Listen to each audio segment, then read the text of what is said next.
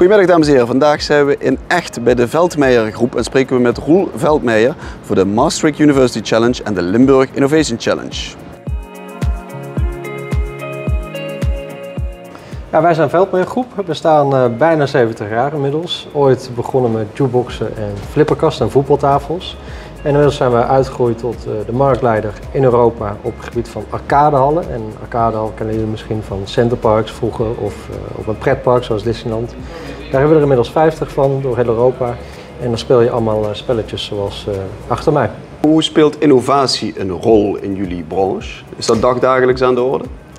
Op microniveau wel. Kijk, al die machines, al die games die wij hebben, die worden ieder jaar opnieuw ontwikkeld. Je moet echt bezig blijven met de nieuwste hits. Hè. Wat online nu populair kan zijn, dat is over 3 jaar qua game helemaal niet meer populair. Denk aan Flappy Birds of Angry Birds bijvoorbeeld. Dat is nu al op verleden tijd. Dus je moet op game niveau echt continu blijven ontwikkelen en de leukste games naar binnen halen.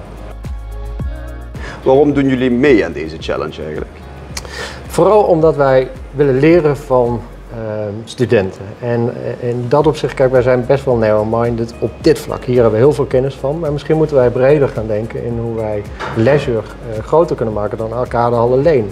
En bijvoorbeeld online, dat zou ook wel echt iets zijn wat onze toekomst met zich mee moet brengen. Hoe breng je dit product naar een online setting?